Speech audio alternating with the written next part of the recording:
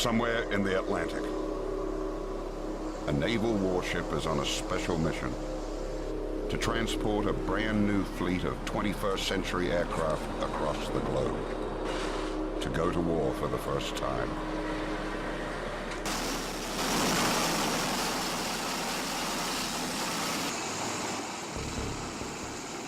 They have brought a new, different, and mysterious weapon, the like of which has not been seen on any battlefield before now. It's called the V-22 Osprey, part helicopter, part plane. They are headed for Al-Assad, Iraq. Transition across the goals is approved. Landing at Skid Row via pilots on wrist, winds 2804.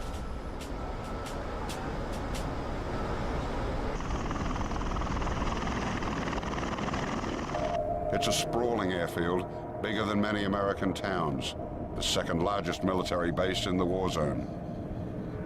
Al-Assad is known most recently as the hot spot of Iraq. The area has seen some of the most brutal combat of the war against Saddam Hussein and Al-Qaeda.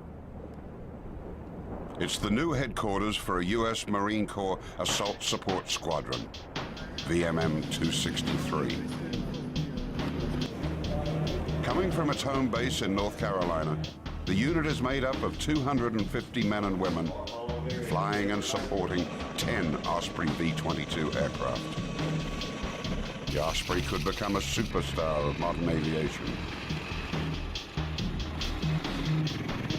It's able to take off and land like a helicopter in the roughest terrain, fly at the speed of a plane, and climb to more than 25,000 feet, refuel in midair, and fly vast distances. Lieutenant Colonel Paul Joseph Rock, Jr. is the commander of the squadron.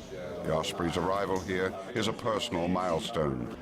He has been a Marine Corps pilot since 1990 and remembers a time when the Osprey was little more than a dream. And for a long time, the V-22 was probably categorized as an urban myth. It was out there somewhere, somebody was working on it. You knew somebody who had seen one once.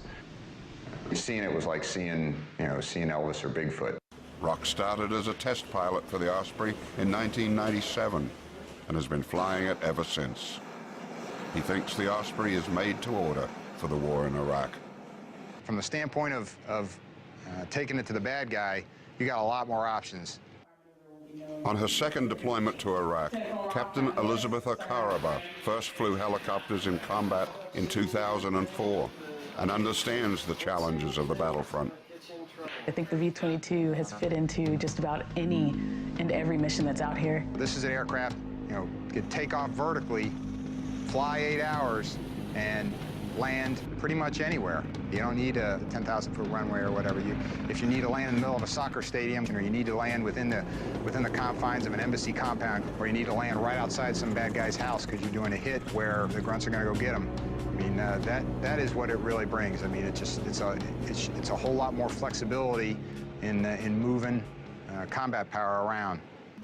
Captain Sarah Fabersoff is another pilot with the squadron who will be flying the V-22. It's new technology, a completely new technology. You're going from a helicopter and turning it into an airplane. And it is a transformer like you see in the movie. The big question the squadron faces: can the Osprey prove itself in the reality of warfare? Among the most expensive aircraft of its type ever invented, the Osprey cost more than $20 billion to develop. The price tag for 458 of them, more than $50 billion. But there's much more at stake than just money. The evolution of the Osprey also has been written in blood. 30 men died in notorious crashes of the Osprey in the 2 decades it took to develop. Can the Osprey escape its dark past? What has been called the world's riskiest plane has come to Iraq, perhaps the world's riskiest place to find that out.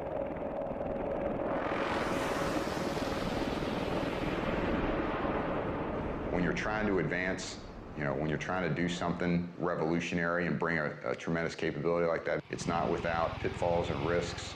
Yeah, this is an aircraft that's had an extended developmental history, and it is a revolutionary technology, and it's different, and it scares people.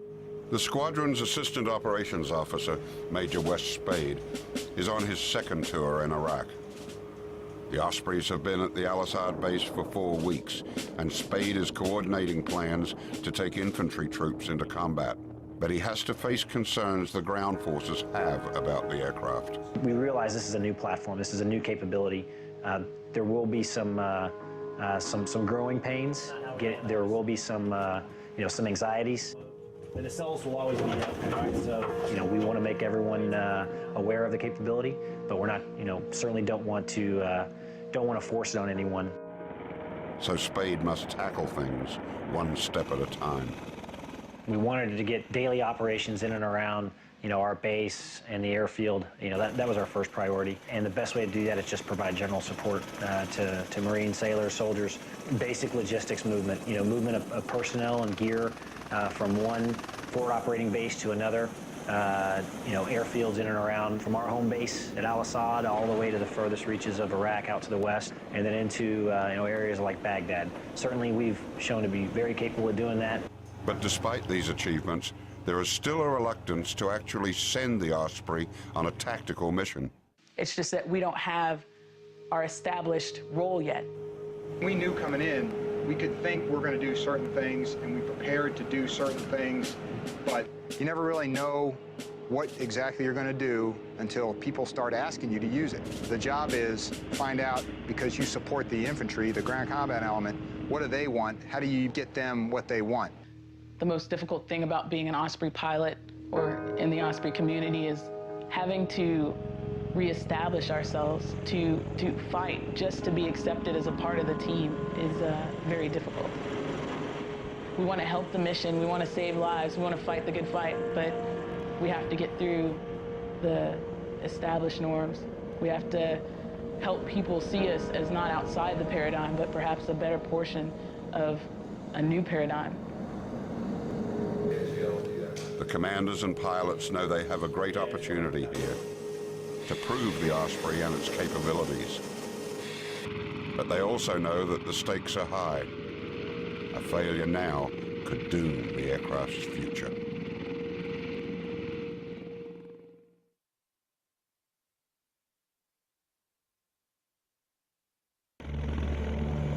A Marine Corps aviation squadron is putting the world's newest aircraft to the ultimate test in the brutal sands of Iraq. The squadron, with the improbable call sign of the Thunder Chickens, comes with a vibrant history that explains its name. First activated as a Marine transport unit in 1952, the squadron gained fame in Vietnam, flying the legendary double-rotor helicopters called Sea-Knight CH-46s, or frogs, that became a symbol of that war. Known at first as the more regal Thunder Eagles, the squadron became the Thunder Chickens when there was no word in the Vietnamese language for eagles. So chickens they became, and chickens they remain. In 2005, the Marines began to phase out the frogs. The old squadron was shut down and relaunched in 2006 for the Ospreys, a new unit dedicated to a new aircraft. There's something called a plank owner, which is a tradition in both the Navy and Marine Corps, that if you are part of a new squadron or a new unit standing up, you're called a plank owner. And if you look at all the Marines here at VMM 263, we're all plank owners, meaning we started the squadron together as VMM 263. And the squadron sergeant major says they knew what they were getting into. The time and service of the majority of Marines in my squadron are post 9/11. They joined the United States Marine Corps knowing that the odds was in the favor of them coming to Iraq or Afghanistan.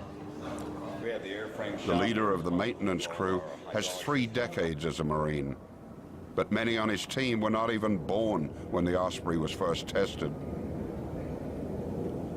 Yet they are helping to keep aircraft that cost $70 million each in the sky. The board that shows the status of the aircraft and maintenance control, a lot of people, they walk out at night and there's, you know, we have 10 aircraft and there's 4 or 5 red arrows, meaning down aircraft that can't fly. And they walk in the next morning and there's 10 green or blue arrows, means they can fly. And to them, it's just a magic transformation. They forget that there's, you know, 80 or 90 human beings out there, whether it's hot, whether it's cold, whether it's raining, whether they have a hangar, you know, whether or not, those planes are going to get fixed that night. And those are those 18, 19, 20, 21-year-olds out there that they're out there fixing an aircraft that you're going to put 24 Marines in and fly them into a hot LZ. They may be young, but they're not just maintenance men. They've actually made changes in how the aircraft is put together. And when we got this, there was a lot of things that they actually took our word for it, looked at it, evaluated it, and changed it. And, you know, they started seeing the logic of it and why we came up with those ideas. To actually realize that something you saw that you were like, hey, that could be better, and you say that and they actually do it. Some of that actually, it turned out pretty cool. My father's exact words is that I'll be a part of history. I'll be able to work on something that's going to revolutionize the Marine Corps and the way we do things. It's a job they take very seriously. A lot of us sit there and joke that every time one of these birds go up, it's running off of our own blood, sweat, and tears, and that's exactly how it is. We've been on it, for most of us, for quite a few years, and we worked on it so hard that this is our family, and these are our children. And it was probably the proudest moment of my life, seeing it land on this flight line out here in Iraq. But these youngsters also have some high-powered veterans they can turn to. Jerry Greer and John Allen are 2 of the 14 engineers and mechanics assigned to the squadron from the company that invented, devised, and manufactured the Osprey. With a chance to take a new aircraft into combat for the first time and to prove what this aircraft can do was something I didn't want to miss. You know, everybody always jokes that Jerry invented the V-22. He's been around it since '88. And Jerry is still excited about the Osprey. It's got stuff in it that's never been done on any other aircraft. I don't know, I think it's pretty cool. It's definitely different. I mean, just even coming here, people see the airplane and they just do not know what they're looking at. So yeah, the gee whiz factor is fairly high. By design, the Osprey lives up to its reputation as both a helicopter and a plane. What are rotors on takeoff become airplane props in the air. Basically, is it an airplane, is it a helicopter? It is both and neither. In fact, the Osprey has incorporated some of the best attributes of both helicopters and fixed-wing aircraft. Its greatest strength is speed, which is more like an airplane's than a helicopter's. While the world's fastest helicopter has reached a speed of 249 miles per hour, the Osprey can top it at 360 miles per hour, with a cruising speed of 317. Like a first-class race car, the Osprey's horsepower is awesome. Each of its 2 engines puts out 6,100 horsepower, almost double the power of most helicopters. Another advantage, the Osprey can fly more than 1,000 miles without refueling. In combat, that means the Osprey can safely fly a radius of 430 miles from its base. For the commanding general of Al-Assad, that puts his entire region within reach. It opens greater options for you from, say, Al-Assad and cover the entire battle space in 30 minutes. The Osprey can reach heights unimagined in the best helicopters, up to 26,000 feet. And it can get to that ceiling at almost 12 meters per second. The Osprey's speed and altitude make it a difficult, elusive target, with flares that increase its survivability against heat-seeking missiles. It's also manufactured with carbon fiber, a futuristic, high-tech layered material that is as strong as steel and able to absorb ballistic damage and limit its spread from the point of impact. For self-defense, the Osprey is outfitted with one weapon, a .30 machine gun mounted on the plane's loading ramp, which faces backwards. Plans are in the works to add a forward-facing 3-barrel Gatling gun in the near future. The technical wizardry that makes the Osprey both a plane and a helicopter is contained in huge devices known as nacelles, pieces of equipment that sit like pods on the wings outside the plane and just behind the cockpit. The nacelles are what move the blades back and forth into different positions, up as a helicopter, down as a plane. As far as the nacelles themselves rolling up and down, there's a giant screw run by a hydraulic motor. Once again, electronically controlled from the cockpit. Wherever they request them, the screw turns and moves the nacelles up and down. What is perhaps most stunning is that the pilot does it all with the touch of a button, a very tiny button, no bigger than a quarter, that moves the 7,000-pound nacelles that change the Osprey from a helicopter into a plane and back again. The button is known as a thumb wheel. This 7,000+ pound nacelle with a 38-foot diameter rotor system is completely controlled by a thumb wheel. Your hand rests on the thrust control lever, just kind of like that, and your thumb naturally falls on the thumb wheel. It's an extraordinarily powerful control surface, all controlled via this tiny little button. Kind of a standing joke that we have when guys, pilots are wrestling around, you know, we always protect our left thumb, because if that goes down, then, you know, then the pilot's hard down. In the practiced hands of Marine Squadron VMM 263, the Osprey now stands poised for duty in the desert sands of Iraq. More than 20 years ago, in another desert not far away, the idea for the Osprey was born.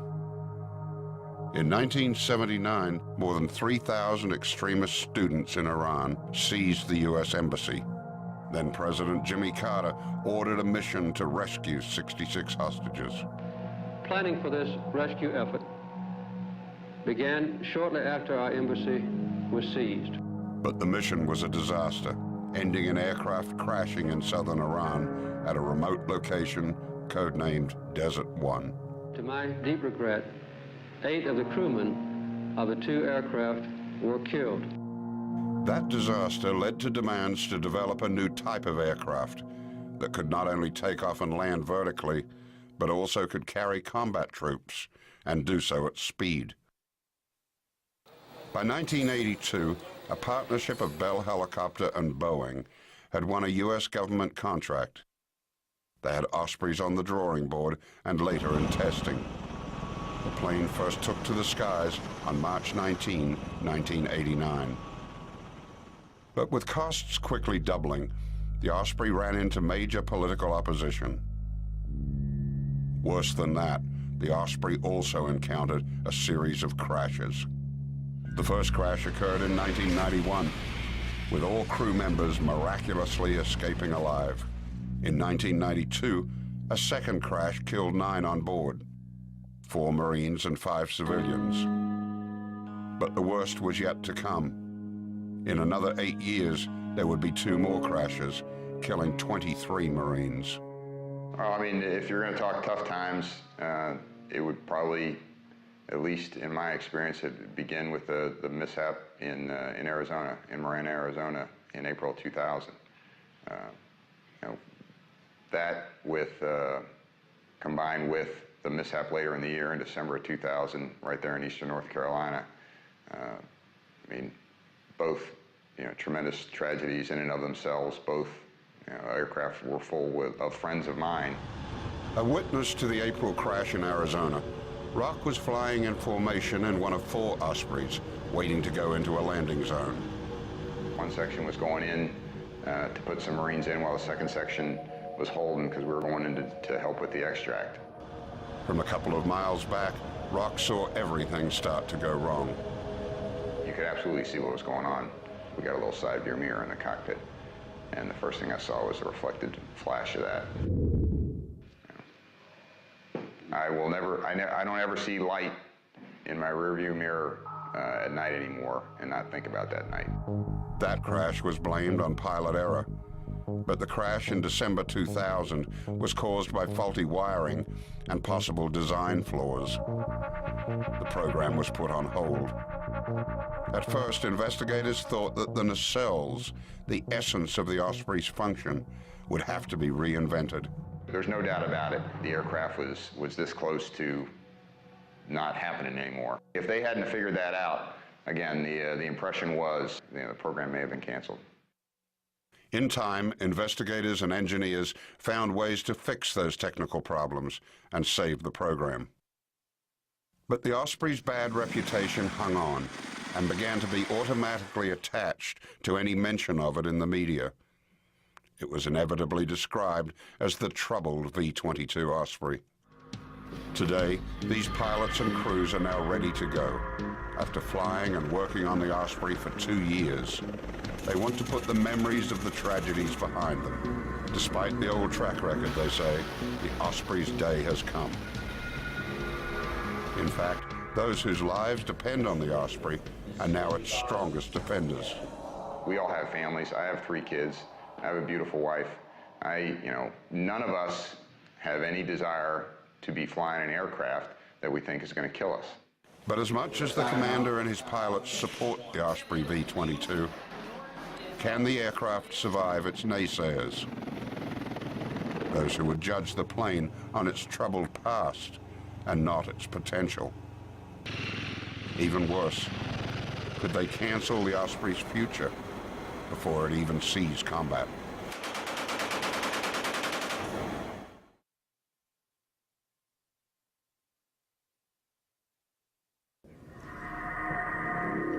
Finally, 2 months after the V-22 Osprey arrive in Iraq, the revolutionary but controversial aircraft is assigned to carry troops into combat. But we're going to be working this area. The squadron has been ordered to prepare for assault missions, to carry teams of Marine infantry forces on the offense into the vast deserts of western Iraq's Anbar province. It's a brutal region made famous by the Battle of Fallujah. Some see it as the crucible of U.S. efforts in Iraq. Osprey Crew Chief Joshua DeBoer knows all too well how bad it's been and how valuable the Osprey can be. He first served in Iraq in 2004, flying as a crew chief in a CH-46 Sea Knight Frog helicopter, the Osprey's predecessor. In the Battle of Fallujah, DeBoer was in the lead chopper returning to base after dropping off troops when his helicopter came under attack from rocket-propelled grenades. Just south of Fallujah there, we took RPG fire, and one of the RPGs hit us. It took out one engine, our electric power, and our hydraulic power all in one shot. So we didn't have a lot to work with, needless to say. DeBoer and another Marine were in the back of the Frog. Flying at about 100 feet off the ground, the pilots decided to try to make it back on one engine. But then fire broke out in the back of the helicopter. We tried to put it out. We couldn't put it out. Meanwhile, the entire time, the fire's getting bigger and bigger and bigger. With the flames now wrapping around them, DeBoer and his partner were trapped. I'm guessing between 20 and 50 feet, my other crew chief probably jumped out of the aircraft while we were still in the air. We hit the ground. The impact threw me into the cockpit face first, smashing my face against the instrument panel. The helicopter crashed and burned. Amazingly, everyone on board escaped alive, although several with serious injuries, including DeBoer. 30% of my body with second-degree burns and lacerations to my face. You could actually see my skull in a couple of spots. It was kind of cool. His trip to hell and back taught him one big lesson, that it is better to fly high and fast, as in the Osprey, and stay far away from ground fire. I feel safer flying faster and higher in this aircraft than I do at 200 feet and half the speed is what we do now. I do not fear for my life anytime I fly, so. As they prepare for their new missions, the pilots and crew chiefs gather in their ready rooms, top-secret, high-tech centers lined with maps of the region and equipped with sophisticated computer programs. Here they plan every moment of the missions they face, every corner of the terrain over which they will fly, and every challenge they will encounter. As both a pilot and a ground forces commander, Major Bob Brody has considerable experience in the Anbar region. He thinks the Osprey is a particularly good fit for this battle space. It has some unique capabilities to land in desert terrain that would be very difficult for a helicopter to land in, which is going to enable Marines to get into places that we couldn't get into before. I think if we maintain flexibility and can go after very small targets very quickly, what we do is we deny the enemy the ability to maneuver. And we interdict them, we disrupt them to the point where they can't mass and they cannot attack us. For the first time, the Osprey will face a tactical mission. The big moment is here.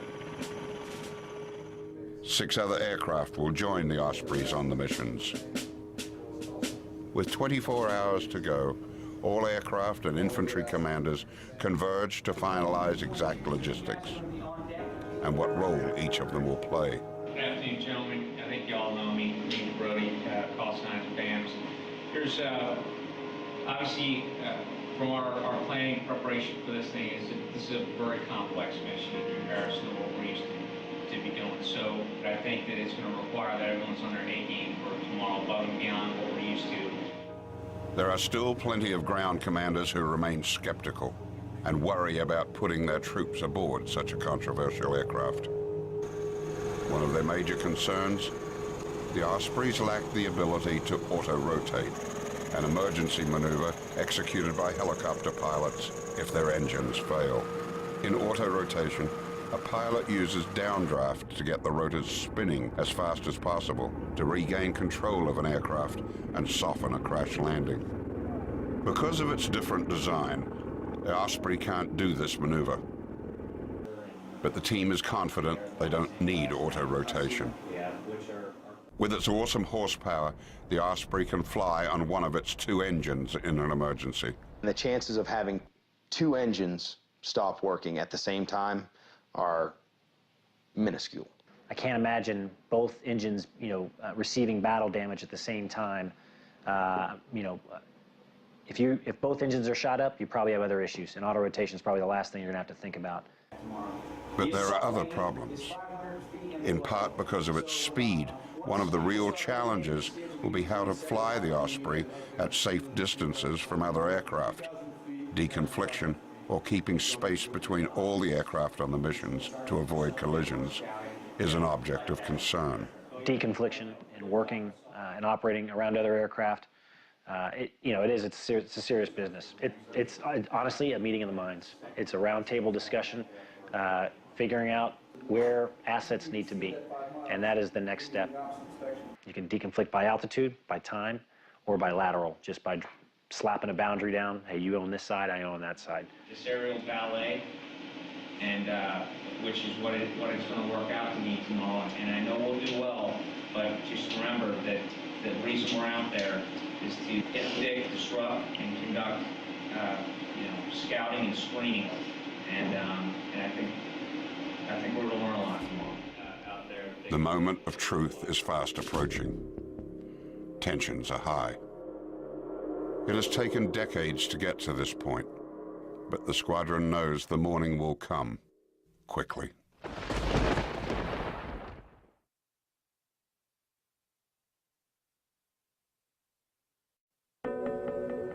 Dawn breaks over the desert sands of Anbar province, casting first light on Al-Assad Air Base, the second largest military operation in Iraq. In hangars along a helicopter flight line, members of a squadron known as the Thunder Chickens have been working through the night to ensure that 10 Osprey aircraft are in top shape.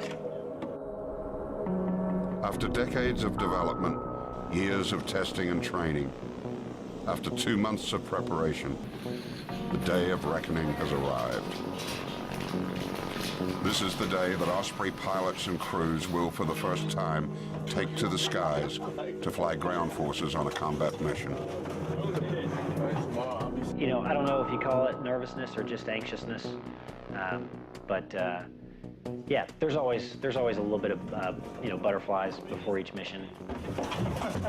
Boarding one of the Ospreys, Major Bob Brody, a veteran pilot and a ground forces commander, introduces the grunts to the aircraft.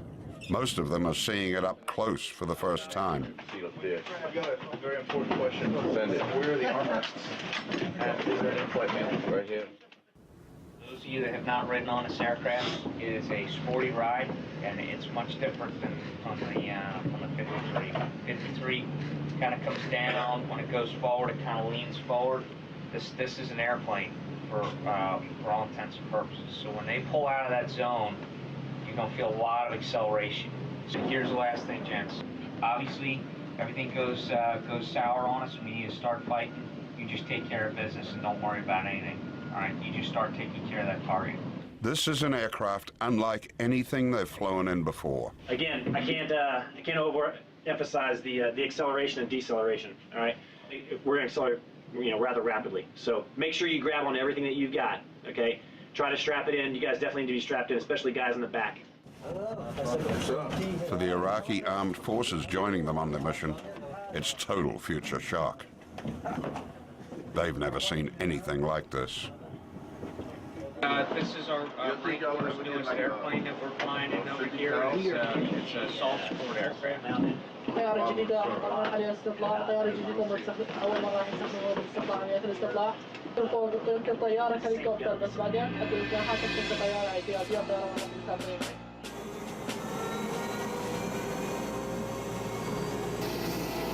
Their first missions will take 2 days of flying.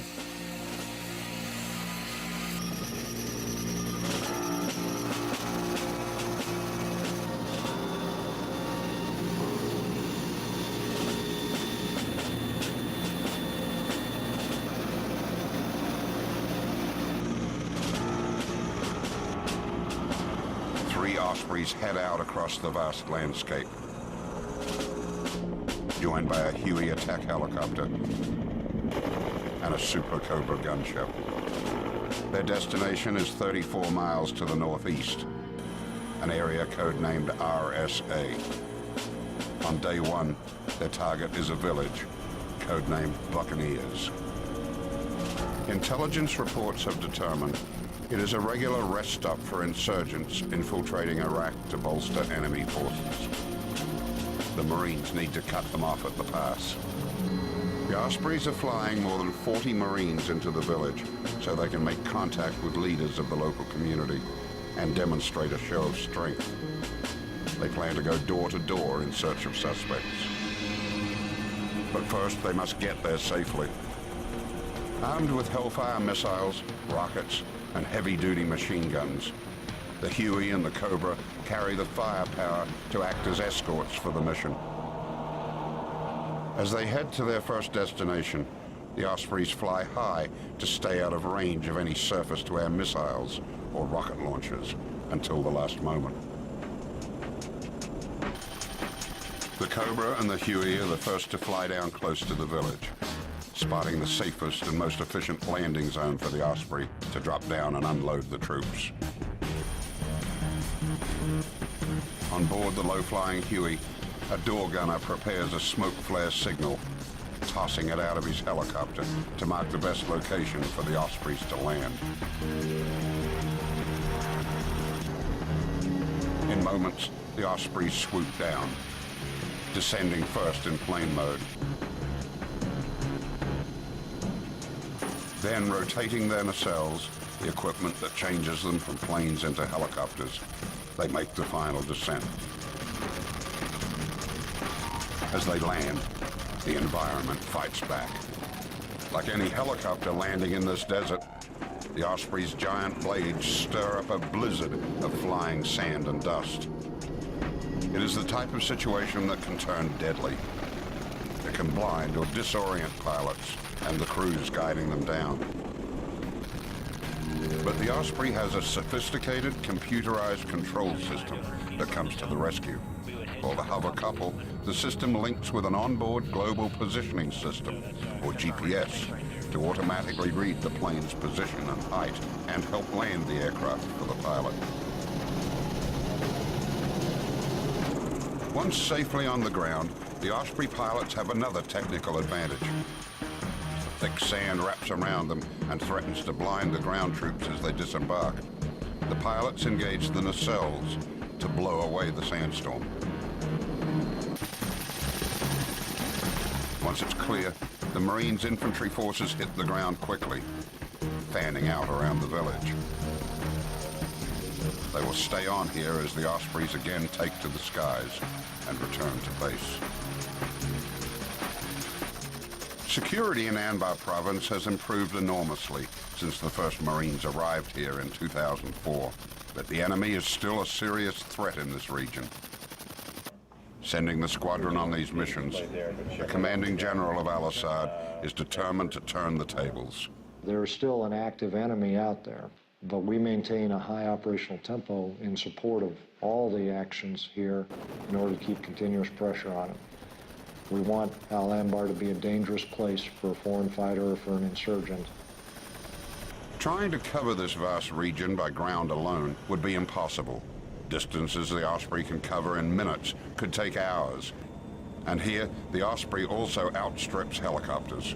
The Osprey's strengths, speeds of more than 300 miles an hour and range of more than 1,000 miles without refueling, come into play. It may fly at the speed of a plane, yet it can land at locations no plane can approach. Day 2 of their first ground combat missions begins. They're flying more than 40 infantry troops to the far west of the war zone to scour the border of Iraq and Syria. This is notorious territory. It has been a well-known route for smugglers and bandits for centuries. Today, insurgents are coming this way. This operation includes a small armada of aircraft. Their targets are a multitude of hiding places, visible only from above. Distant side roads, ravines, wadis or dried up riverbeds, and even small caves. Huey and Cobra pilots flying escort lead the search. The Ospreys stay high until a Cobra pilot spots a cave they've been seeking. Intelligence reports have indicated this could be a storage location for a cache of weapons and explosives being smuggled across the country.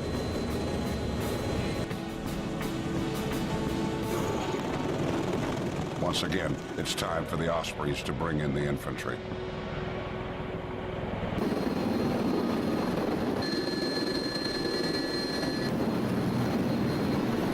Once again, the troops hit the ground.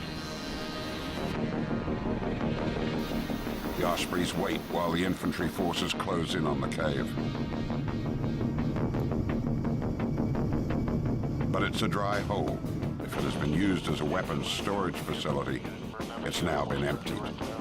Frustrated, the infantry forces return to the Ospreys that again take to the air to continue the search. With so many aircraft, the challenges that the mission commanders and pilots studied so closely in their planning are always present. The question of deconfliction, avoiding crashing into each other like the planes in the tragic mission into Iran a quarter of a century ago. Out here, it's no longer history, it's the real thing. Throughout the day, they fly up and down the border, smoothly integrating with other aircraft. As they return to base, it's been 2 days of combat operations. And it's been a long 2 days. For the pilots, it's been tough flying. For the crews, it's been an exhausting mission. They have faced several tough tests. But the men, women, and the aircraft have met them all. Despite coming up empty-handed against the unseen enemy, despite the hardships, it's been a smooth operation. The Ospreys have proved they are ready for combat. They can get troops where they need to go. They can do it in the toughest environment. And all along, the Osprey's technology has proved vitally important. The aircraft that some claimed could be a disaster in a war zone like Iraq, simply performing smoothly and without incident, has become a benchmark of success. These Ospreys have risen to the challenge, proving that their attributes far outweigh their past failures, most of which are now more than a decade old. The men and women of the squadron feel good about what they have done. but they will soon get a report card from their ultimate authority, in person.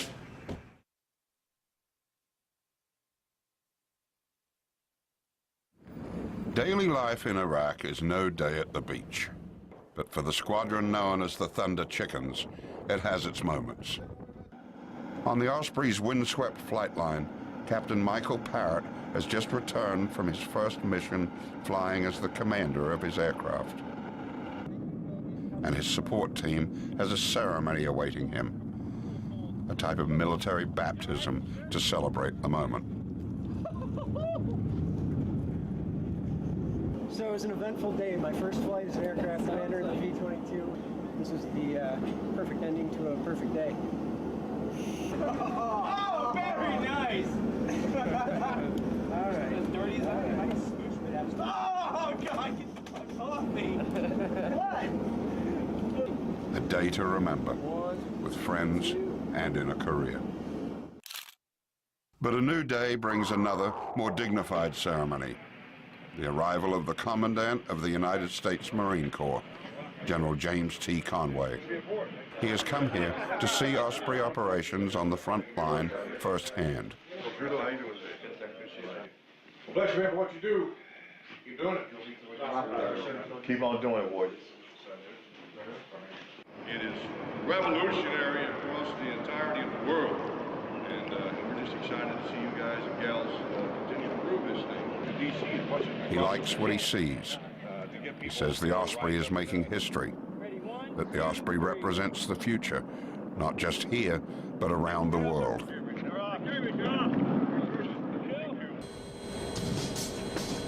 While the aircraft's introduction to the battle zone has been incremental, its advocates say its future is unlimited. It is a superior aircraft that is going to support Marine Corps aviations and take us to places that we don't even know about yet, I don't think. I won't tell you this is the future of the Marine Corps, but the concept, to me, is the future of all aviation. While this feels familiar because some of us have been to Iraq before, all new experiences and all new mission planning. Everything is somewhat new. It has an old flavor and feel to it, but it's all new. That's what these pilots hope for, a new day and a new chance for an aircraft they say deserves both. There's definitely an evolution that the aircraft is going to have to go through in order to be used to its full potential. You know, it's all about just trying to find out how to leverage the capabilities that each one can bring to best effect. Carry more, go faster, go farther. Those are all kind of raw capabilities. You only find out what the aircraft can do when it's stretched by people asking it to do things. I think we're doing the job, and people, as they get more comfortable with us, as they get more interaction with us, as we get integrated, they're falling in love with the airframe.